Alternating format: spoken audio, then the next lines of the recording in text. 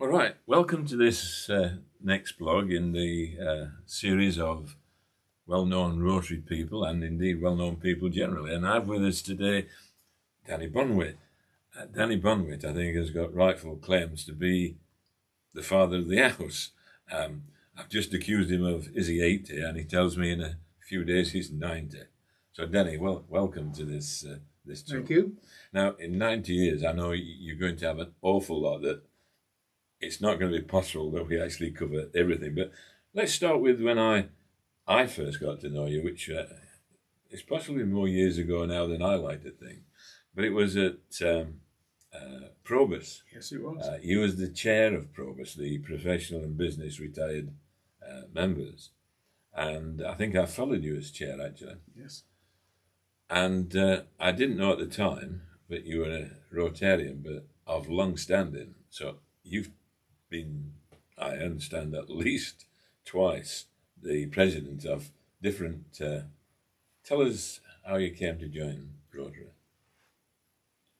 I lived in a village just north of Stratford-on-Avon called Henley-in-Arden. And I was quite keen to join Round Table. I was in just over 30, but there wasn't one. Oh, right. And whilst one or two people within the village did join, but it was a long way away. So I never joined Round Table, despite the fact that I would have liked them to. And completely out of the blue, one day, I got a phone call from a guy. They don't have them anymore, but in those days, the districts of Rotary used to have extension offices, and it was their job to open new clubs. This guy rang me and said, could he come round to see me? He didn't say what for. That was the start of it. He'd done a lot of homework on what I did, and he said, do you realise that you're running about 5 organisations in Henley-in-Arden? And I don't know how you do it, what with work and a young family and all of it. You could give all that up. Very persuasive. Give it all up and just join one organisation that'll satisfy my needs. Yeah. I didn't give them all up, but more or less I did just that. So that started as a Rotary club? We formed a new club. Yes. Oh, yes. And you became president? No, I didn't become the first president. I can't remember why. It doesn't really matter. But I wasn't the first president. So when did you first become president of a club? The following year. Oh, that one? Yeah, yes. Okay. And you were there for how long, Danny? I think about 5 years before we moved. Right. The club still exists to this day. I then, when in various places I lived, I automatically went along to the Rotary Club and joined that club.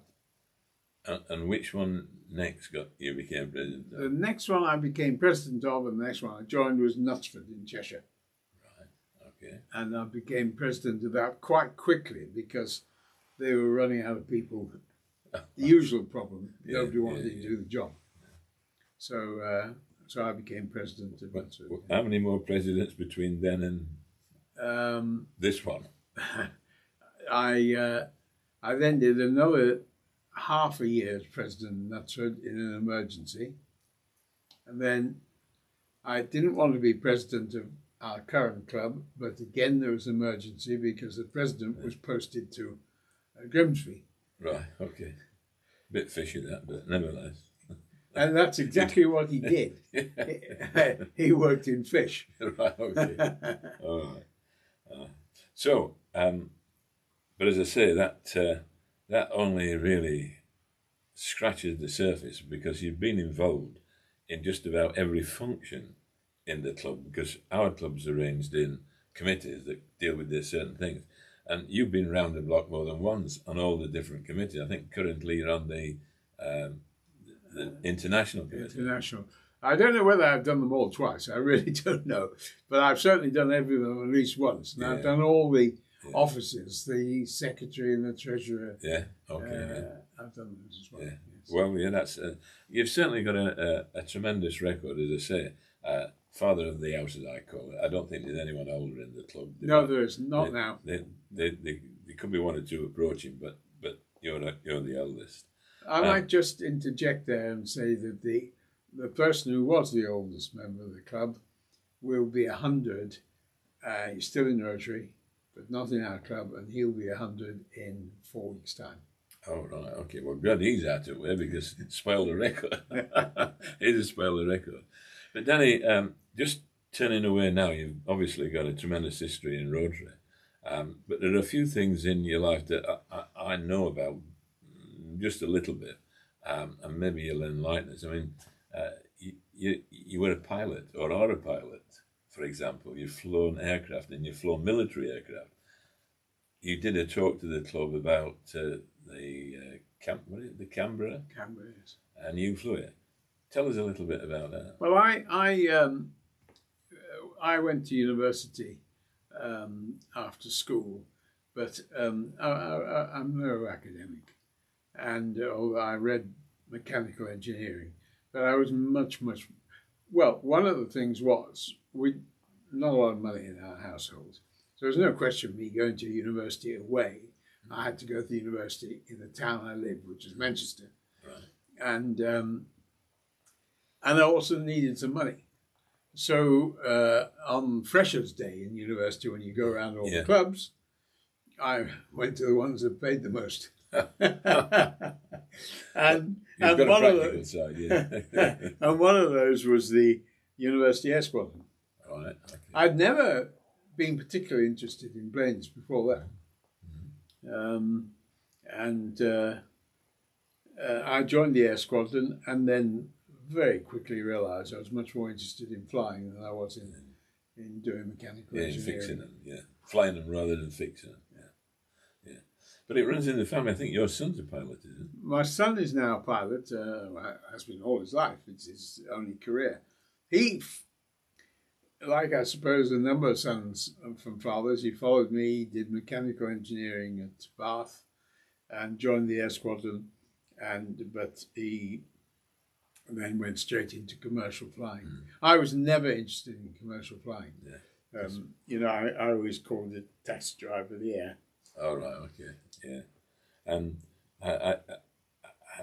I know you've flown Canberras quite extensively, and that talk you gave was very illuminating on the development of the aircraft and what it did and how it was brought into service and so on and so forth. And I think that's a fascinating experience that you had. Absolutely. But I suppose in an aircraft you rely very much on your navigator for getting you to where you need to go. It depends on the type of aircraft, obviously. Yeah. I mean, it goes without saying that if you're in a single-seater fighter, there's nobody else. Yeah. No, you rely more on the ground control than you ever will.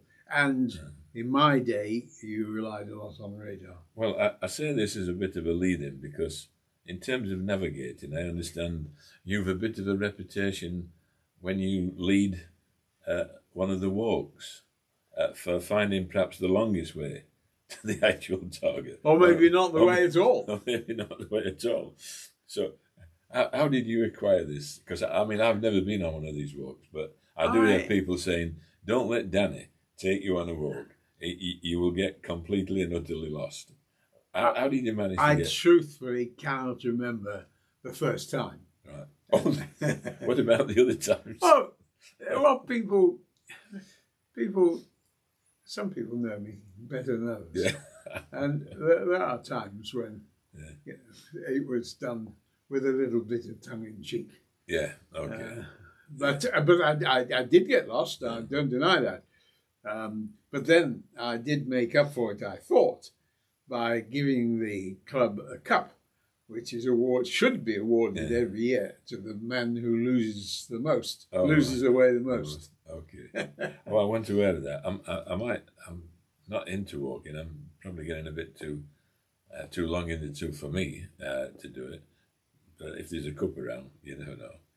But apart from the roles in Rotary and your career in flying military aircraft, you've not stopped in your retirement, have you? Because I know you and Barbara, your good lady, you're in Happy Wanderers and various other things, all charitable work, all um, actually applying the Rotary slogan, service before self, and going out of your way to help people. Tell us a little bit about what you're doing there. I've always felt that if everybody gave something back to within their capabilities, life would be much better for a lot more people. The two things that I've always been interested in is education and the prison service. So I've been working with those and adjuncts to those at the Prince's Trust and various other things. And you know of my association with some of those. I'm actually no longer actively working in any of those, simply because I feel that I'm now too out of touch with the sort of people that you get involved with, youngsters in schools and prisoners in prisons. Mm. Yeah, I know about the prison thing. In fact, it was a bit of a surprise because for a short while I was a member of the Independent Monitory Board at the Mount Prison in Birmingham, where, of course, you live quite nearby. Yes. But you linked education to that because you were developing speakers and volunteers who would go in certain roles in the prison to do this or that, whatever function were required. It's an interesting, very short story. When the Mount was built, it was built as a young offenders prison, and there was no form of education, formal education, or any development of any sort. Mm. If there was any, it fell on the shoulders of the chaplain. Yes. The first chaplain at the Mount was an interesting guy who, this was his first job, although he was in his 50s. And he'd done all sorts of things in life. And he came along because he'd been in Rotary very briefly. And he contacted me, or I can't remember, and said, will you help? So we, the club, went every week to start some form of education system. Yeah, so I can see that happening. It must have been the forerunner because they've got quite a decent of course, arrangement now. It changed and became a Category C prison, male prison, very shortly. It was only a young offenders prison for 2 or 3 years, right. And that then moved to Aylesbury. Right. So, just coming back for a moment to Rotary, I hold you entirely responsible for me being a member. I accept that. I know that I did a job talk to Probus, and I think I didn't realise at the time you were setting a trap when you said, would you mind giving that absolutely brilliant talk to Rotary, which was a means of getting me there. And then, of course, I got infected by the general sense of what, comradeship, fellowship, call it what you like, the work that's done, the way it's done, some of the people, not all the people, of course, because we've all got our likes and dislikes, but I hope you're responsible. But that's not the only connection between us, Probus and then Rotary. We are now bridge partners. I understand in the years gone by, you've ran bridge clubs, you've been a top player, which means you must be really, really disappointed in my performance. But some time ago, I think you spotted I'd almost stopped playing bridge. I'd played with Maggie, we both know people, not Maggie Moore, but she's very good at bridge. And I was a disappointment to her, but spotted me as a loose end, and you wanted to get back into it. So we now regularly on a Monday morning play bridge, where we almost fear that we're propping up the scoreboard. Absolutely. However, then this last week, I've got to say, for the record, for anybody listening, just to show, that we actually finished in third place. And in the past, we have actually come top. But we enjoy our little sojourn into believing that we can actually be good bridge players. You can from your history, I know, and it may be that in both our cases, age is not helping our mental facilities to be as fast and sharp as what they used to be, but we enjoy it. Exactly. So, but you live such an involved life. It's almost difficult to get you to come and sit down because, well, when can you do it? I can't do it this day. No, I've got that. And that's been your life, hasn't it? And I haven't even touched on the fact of your working career, what you did as a career, which was what, incidentally? I mean, maybe a range of things, but what would you say is your...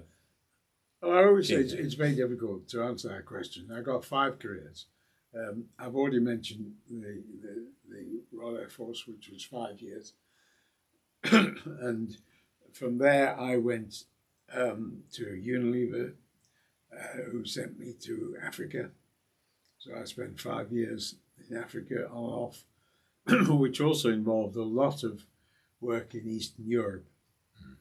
And I learnt my trade in negotiating with the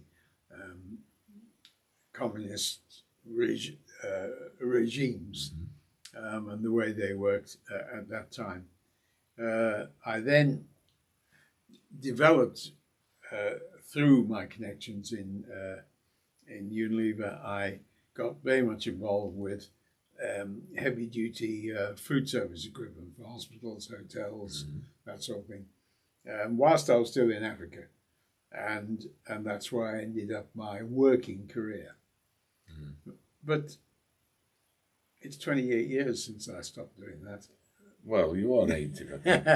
And so my biggest career has been what I love doing, which is doing work trying to help others. Yes, and as we've noted, I'm sure you've not mentioned all the things, but it's a fair amount that we have covered. So it'd be difficult for you to answer this question, but in terms of not charity work, not family, not Rotary, would you, if you had a passion, what would it be? Oh, I think flying. Flying? Yes. Yeah. Yes. If I was A, better at it, and B, had the money to indulge in a very expensive sport, then I'd spend you know what they say about flying, the sky's the limit. I'd spend far too much time in the air. Yeah. Oh, good. Well, yeah, I've got to confess, I would have liked to have learnt to fly. I had one lesson. Maggie brought me a lesson, but we went up in this little plane, which actually flew over the mount because it flies from somewhere just south of it. But the guy was basically in control. I mean, he let me hold some stick, but it wasn't doing it. He took off and he landed.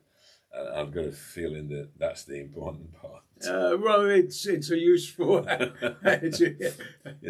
Yeah, you probably find that you could get it in the air, but can you get it back on the ground? It's easier getting it in the air than getting it back on the ground. I imagine so. So I've always liked aircraft, or in fact even beyond that, space. That's an interest of mine. So I think you'd been fortunate enough to do something I would have liked to have done, and if that's your main passion, well, good on you. So in entertainment, what do you do for entertainment? If you've got any rare time to... I do have time. It sounds as if I haven't, but I've got lots of time. Before COVID and before I was ill, theatre, a lot of theatre, and classical music. Ah, good. Well, I share that with you, classical music. But the combination of COVID and my illness has just wiped that out. Right, okay. And I know that you've got, we're not going to go into your medical problems, we're not really interested in that, just hope that they don't affect you for a long time, and that you're still around and challenging this guy who's 100 I mean, you've only 10 years to do. Exactly. I mean, you've done nearly 90. Another 10 can't be Yeah, can't be that difficult. Well, Danny, I know there's lots of we could have covered. I do appreciate your time. Thank you for this, and I'll do my best in the editing to make sure all the points that you've made, all the good points you've made, do come out. So, thank you for attending, Danny. Thank you for being here. Thank you for giving me the honour of being one of your guinea pigs. Oh, it's not an honour, it's a chore. But thank you very much. Good. Cool. We cool. Thanks, Danny. Cheers. Well done.